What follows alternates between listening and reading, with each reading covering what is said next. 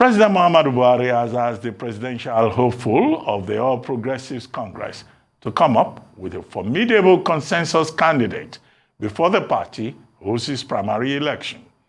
The president said this during a meeting with the aspirants on Saturday night at the Presidential Villa, Abuja. The ruling party had fixed a special convention to elect its presidential standard bearer for June 6th through the 8th. The president said it was pertinent for the party to douse anxiety among its members and proceed to the 2023 presidential election with a unity of purpose. In the meantime, governors of the All Progressives Congress from the northern region and leaders, 11 of them in total, have asked the party to zone its presidential ticket to the south. A statement signed by 11 of the northern governors and leaders after last night's meeting with the president said it was a question of honor for the APC to make that concession. The governors asked all northern aspirants in the race to withdraw in the national interest. Right now, we're being joined for a chat by a professor of political economics and a management specialist, Professor Pat Utomi. Professor Utomi, it's good to have you with me in the studio. Thank you for joining us on This Day Live, the Sunday talk show. Great pleasure to be able to join you. Well, before we go into the details of the conversation, let me just ask you, how country, what have you observed looking at the process so far? The primaries have been conducted. By-primaries have taken place in some states like Bauchi and Sokoto. And then, of course, the PDP has taken the process all the way to the presidential level. And now you have the APC, the All Progressives Congress. Well, you were one of the founders of that party. So what have you seen? Are we in a good place? Very troubling, extremely troubling. I think that when you get to the point where public office is almost for purchase, then you've got a real crisis. I would dare to say that Nigeria is in an existential crisis. And this is not frivolous, very deep, thoughtful position. Nigeria is in an existential crisis. It's amazing how African musicians are some of the most thoughtful and philosophical people on the continent of Africa, but we don't take them as seriously. We know, for example, that Fela Anikulapo Kuti was one of the greatest philosophers that ever came out of this country. A Ghanaian musician called Ben Bracco made this profound statement that a country where its politicians are richer than its businessmen is a country on the verge of collapse. We have a situation where our politicians are flying 100 million checks to buy a form when most of their countrymen can't even eat one good meal.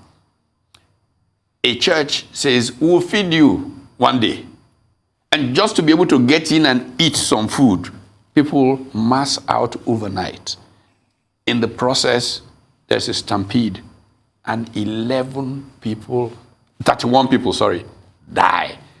In most normal countries, most politicians would stop the process of what they were going through. But it didn't seem to matter to the big politicians of Nigeria.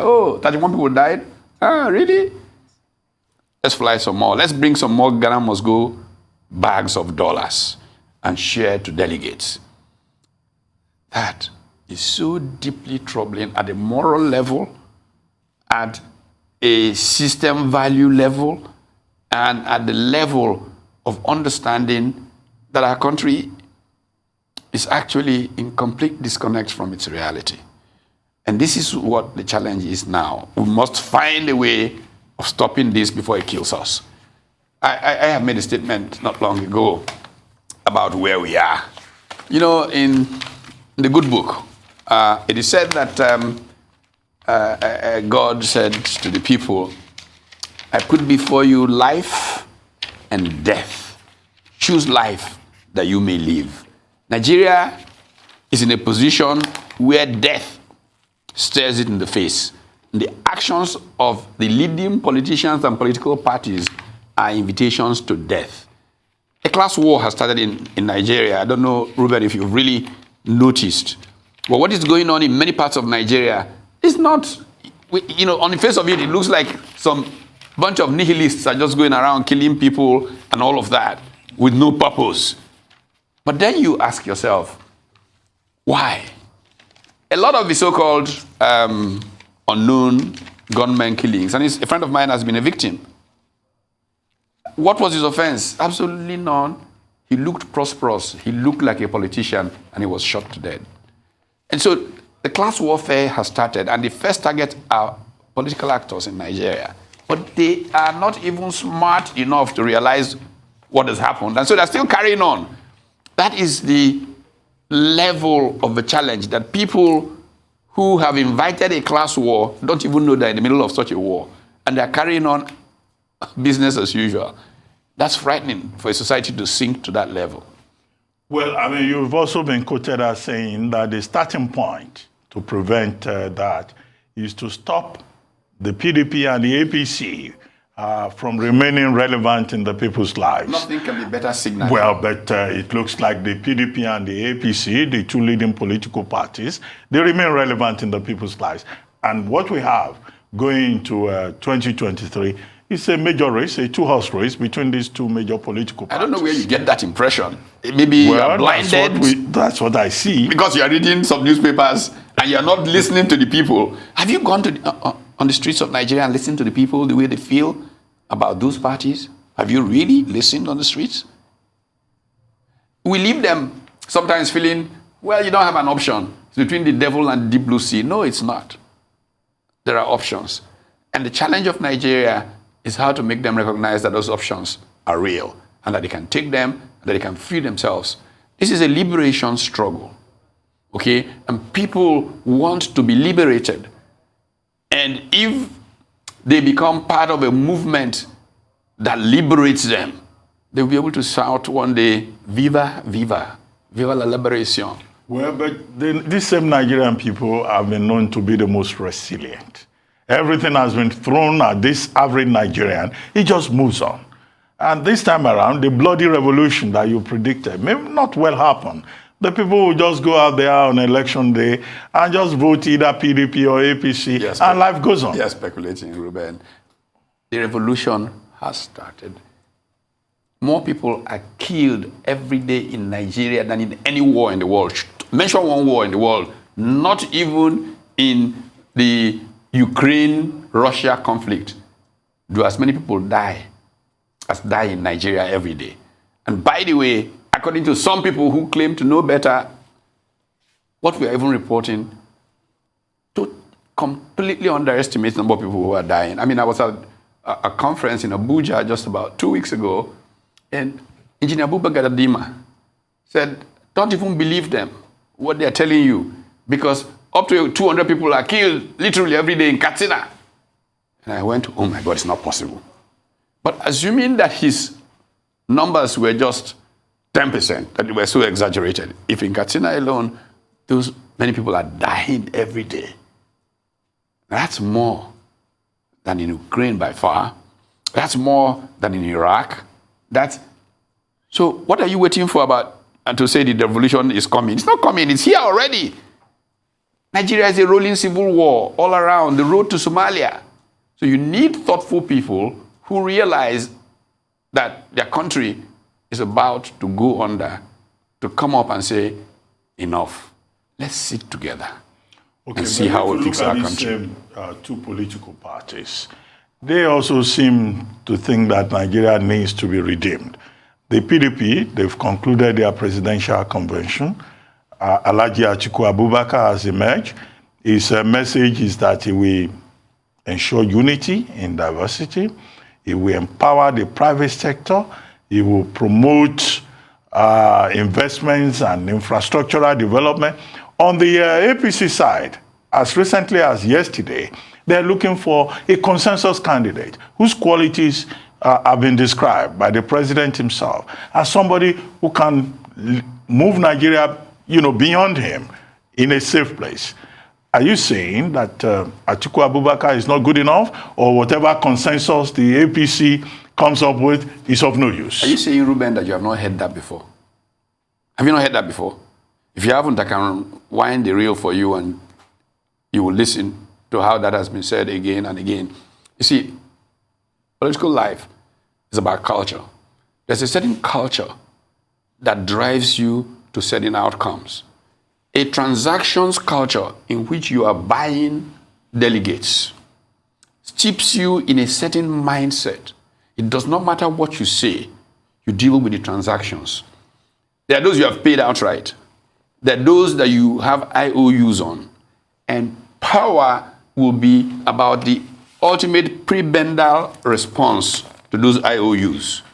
So once you are in power, this group will come. This is what you owe us for making it possible. That group will come, and you spend more time sharing than in committed focus on how you produce your way out of poverty. The IMF has suggested that next year, everything that we earn as revenue in Nigeria will barely service our debts. This year already, according to numbers coming out from the government, we are spending more on the so-called fuel subsidy than we are likely to earn this year on just fuel subsidy. Now, if you have in these transactions paid off this fellow, promised this fellow this, promise, you think it's possible to somehow develop a new way of doing things that will lead you to getting people out? No, Ruben, culture. You know, in structural economics, there's what is called the structure, conduct, performance paradigm, in which structure often dictates your conduct, and your conduct influences performance outcomes. Same fundamental thing. Culture matters. Values shape human progress. If the culture in these two parties is about sharing, it's about, transactions, it is not likely to be able to produce an outcome that is different than where we are today.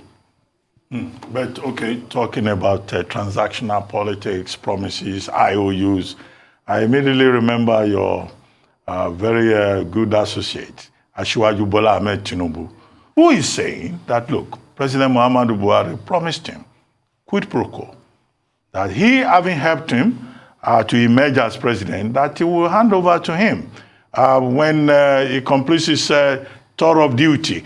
And now Asiwaju is saying, it's Yoruba's turn, it is my turn. That is what, they agree. Yorubas have translated it. They said Asiwaju is now the Emilokon of Nigeria. This is the Emilokon Wahala of Nigeria. Why? Who is anybody to promise another person the heritage of 200 million people? The thought itself is fundamentally flawed, is fascist in its nature, because no one man, whether he's called president or anything, should be able to say, I'll give you the fortunes of 200 million people because you and I sat down in our bedroom and agreed to something. The statement itself is scandalous. It should not be made in public. So that is a non-starter conversation. The Nigerian people ought to look at where they are and ask themselves, how can we move forward from there? Not that some people in their bedroom have transacted away their future. Oh, it's your turn, my turn by turn, Nigeria Limited. No, that's not how democracy runs. Democracy runs on rational, thoughtful, public conversation. You come and persuade the people that there is a body of ideas that will make their lives better. And if the people are persuaded, they will say, okay, we think you should go and execute what you have pledged. If the people are not convinced, they say, who else is there who we can turn to deliver us from where we are? And that's what Nigerians must be doing, not listening to gossip about what people discuss in their bedrooms, because this is what amounts is public entrenchment of private gossip. And we should not deal with that as a country. Otherwise, we'll look like fools before the world. And, Yorubas, Buhari, this, Igbos, this. No, that's not democracy. Okay. Question is, how are we going to fix this mess? We have a mess, huge mess. We have a country that will not earn as much as it will pay on debt service next year. How are we going to deal with that? We need people who are not spendthrifts, who are so transactions driven that we will deepen the mess in the course of next year. Waiting for the undertaker. But Asiwaju Bola Ahmed Tinubu says he's the best man for the job. He's a consensus man. But let him produce. And that others are not even candidates. Okay, well, everybody's entitled to their opinion, you know. It's a free world. So he can hold his opinion, but let the people engage those people who say there are alternatives. And let's see him present his position. Let's see them present their position. Let's choose the one that we think more articulate, we think has a character. Leadership is about character. If you see that the character is flawed and that the other character is better, then surely you can't trust the flawed character. You go for one that is better. If you see the competence is greater, surely you can't trust the less competent. You go to the one whose competence shows. If you show that this person has greater compassion, because leadership is other-centered behavior, not about self. Once you are obsessed with yourself, you are not a leader. Leadership is other-centered behavior. So let us look for those who have shown a tradition of caring for others, who will sacrificially give of themselves for the good of others. Let us not look for people who have taken advantage of public position to just make themselves richer, more this, more that. No. You need people who are self-sacrificing and committed to the advance of the common good of all. This is what leadership is about. Okay, I mean, in the last 48 hours, we've had some very interesting developments. 11 governors and leaders of the North coming together and saying they think that it is now the turn of the South to produce the leader. The PDP has already produced, somebody from the Northeast in the person of former Vice President Atiku Abubakar. But now you have these 11 leaders, governors within the APC, and including a former governor of Sokoto State, Alhaji Wamako, now saying it is now the turn of the South.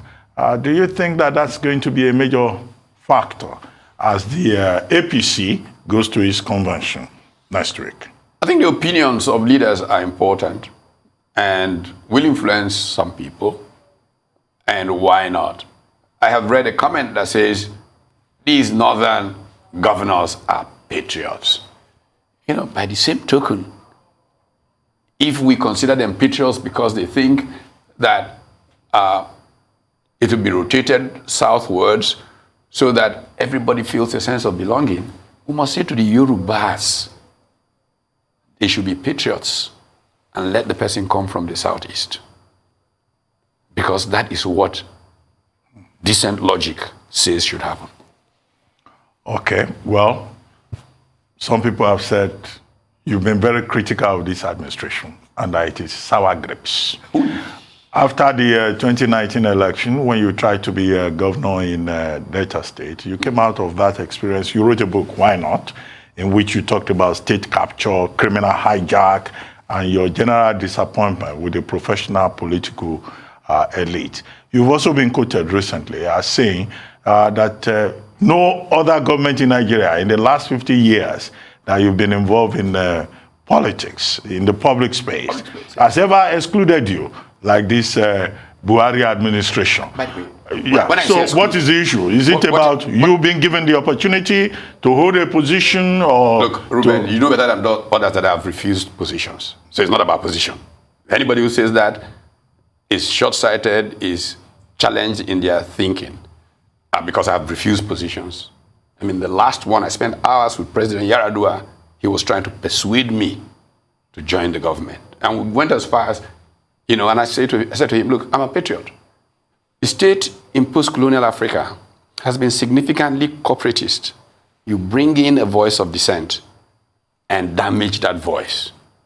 That what we need is for our country to move forward, and that I'm ready to take his call at 2 a.m., 3 a.m., anytime to make a contribution. And he, in turn, said to me, if it is about getting things done, you can't get it done from outside. So it's important that you come inside, and together we can fix this. And I said, I would need to see the character of that kind of government, the kind of people who are committed to service. If you had a core of 7, 8 people who really are not driven by, the transactions of public life, then that is what will make you make it happen. And he said to me, why don't you find me those 7 and join them? All of you coming together. I mean, it's a long story about how he then took ill, whether or not he got the notes I sent him, and stuff like that. So there's abundance evidence that I'm not driven by personal gain. Indeed, and in fact, one of the things that has happened with the course of my involvement in public life in Nigeria, that I've repeatedly dropped self for what I perceive, and my perception does not have a perfect, as the greater public good. In 2011, we had a process that was supposed to bring together the contending progressive forces.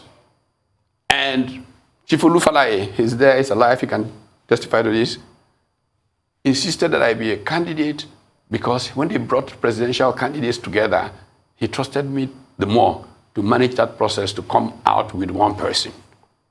And I tried to do that. General Buhari was meeting with us. He came along with the late Prince Tony Momo, who was the chair of his party. He came along with one of his major advisors and all of that. So did Nuhu Ribadu, Fola Adiola, all of those people. We came to those meetings. We were meeting at the Protea in Abuja on a nightly basis. And we were working towards one candidate who, by the way, my bias was in favor of the incumbent. But last minute, and Ibrahim Shekarau, then governor of Kano, kept saying to me, you will see what will happen. Indeed, last minute, the incumbent did not show up. And I then went on and endorsed Shekarau. So I have had a history of being there and not acting in my interest, but the interest of what I perceive as the greater good. When I say consult me, I mean even ideas. I mean, I'm not saying give me something. Ideas. Every government since I was 20 years old that has had any major conversation on Nigeria, in some way or the other, has invited my viewpoint. The point I was making there is that none has not even bothered with whether I have an idea or thought on anything as this one. And for me, it was simple. The ideas didn't matter to them. And that's the point I was trying to make. Okay, well, let's talk about Labour Party. You are going to be the aspirant, the candidate of the Labour Party, but you then step down for Mr. Peter Obi, former governor of Anambra State. And, he's now supposed to be the standard bearer for the third force, NC Front, the New Fabian Society, concerned professionals, all the groups that you've been leading. What is it that you see in Peter Obi that you think will give him an advantage? And do you think he stands a chance with the two major political parties not ready to use space? Is it a matter of giving or taking? It's not a matter of somebody yielding space. The truth is Nigerian people are fed up. That's one. Two, Mr. Peter Obi has managed to capture the imagination of young people. And I find that really fascinating. Look at the demographics of our country, Ruben. We are a very young country. Okay, more than 70% of the people who are eligible to vote in the next election are under the age of 40. And the vast majority of that group has rejected the current order, has made their lives miserable. Let me be very frank. I mean, let's take something as basic as power. I live just down the road from here. I have not had electric power from a public source, literally for I don't know how long. How can you build an economy? How can you produce your way out of poverty if that is state of power? I know countries around us who have fixed that problem. I keep giving the example of Al-Hassan Ouattara and what he has done in Côte d'Ivoire. But we have systematically failed to do that because of corruption. So when corruption is this deep, then people need to stand up and say something is not acceptable. So when Mr. Obi came to the Labour Party, I've watched his ideas and they've tallied with mine through the years. I mean, the focus on production. I mean, one of the things, my mantra, is that the challenge of Nigeria is that our politicians focus on revenues, whereas what makes rich is production.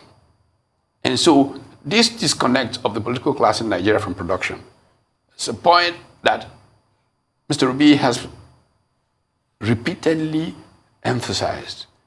And so I thought to myself, what's the better way? And I put it in context where you can better appreciate. I had a great privilege one night at the Wheat Picker here in Lagos. It was the night before a Godiji Dema Foundation lecture that I was to give. And the tradition of that lecture is that there's a roast, as they call it in America, of the lecturer, the speaker, the day after.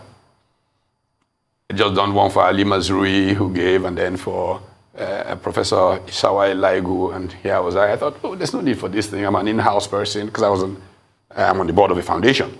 I said, no. At that event, Mrs. Ndidi Muneli was the master of ceremonies. I don't know if you were there. Yeah. You were there? No, I was. Oh, you were not there. She was the master of ceremonies. She made an interesting point. She said, Leap Africa usually goes around Nigeria training young people on leadership. After they finish training them, they ask them, who would you, from what you know now, consider leaders in Nigeria? She said her constant shock was that whether it was Jigawa or Bayelsa, my name always came up as who was considered a leader. The other speaker was the Vice Chancellor of Pan Atlantic University, Professor Juan Manuel Elegido. And what he said was extremely humbling for me. He said, I have sat in a weekly management meeting with Pat Utomi for more than a dozen years, every week. One of the most amazing things about him is that he's completely without ego. What matters to him is purpose.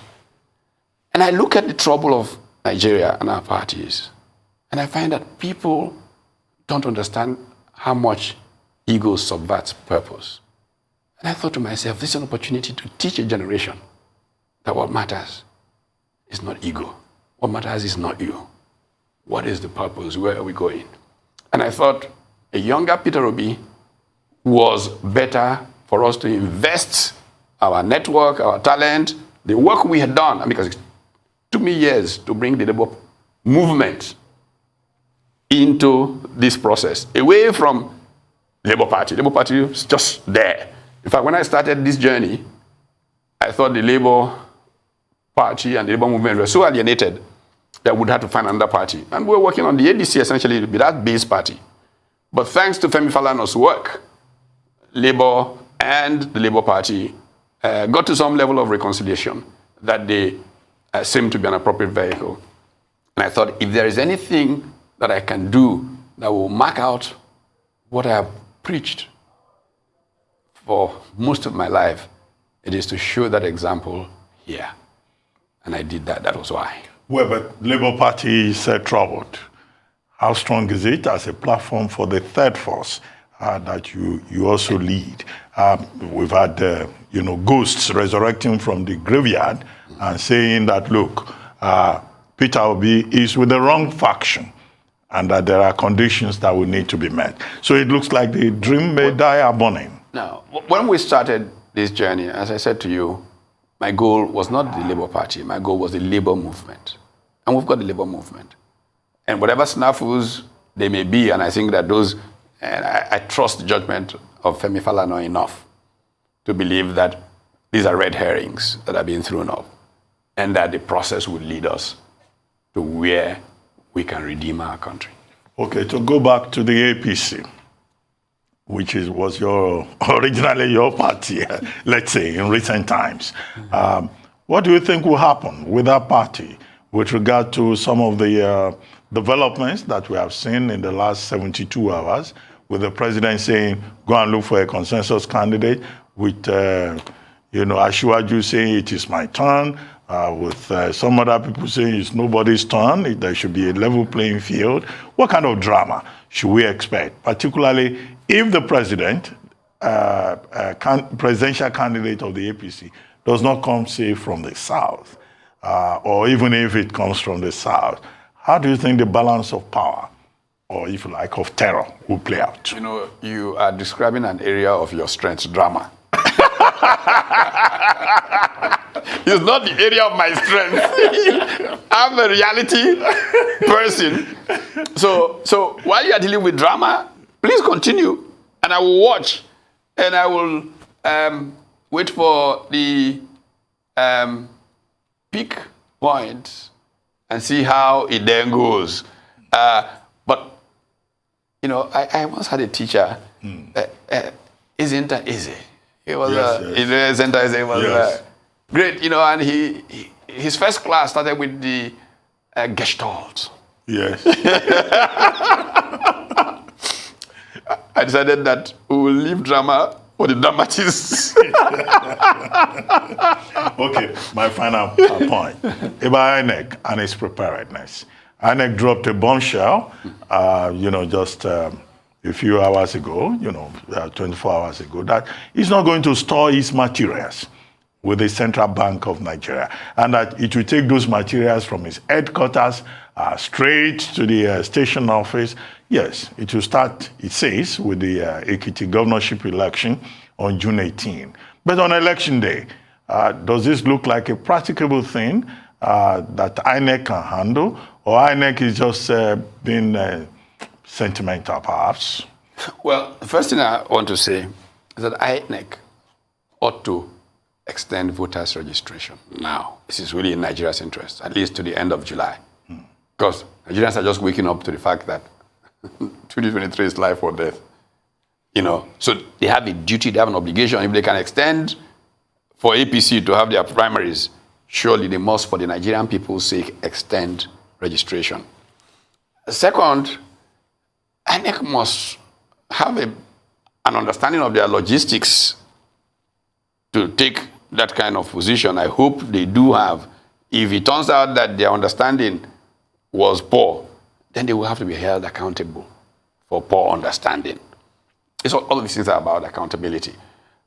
I think that the experience of Nigeria with elections materials is also one that is evolving because we're going to more electronic means of doing things and transmissions. I always give the example, I very often give the example of how Shekarawa became governor of Kano State. It was about young people that were determined that an incumbent governor would not bully a school teacher who came up to run. In fact, was unwilling to run because he said he didn't have the resources. How can he face a whole incumbent governor? Until Alhaji Maitama Sule jokingly said to him, I didn't realize you were a coward. Which emboldened him to then come out. But the youth of Kano policed election materials.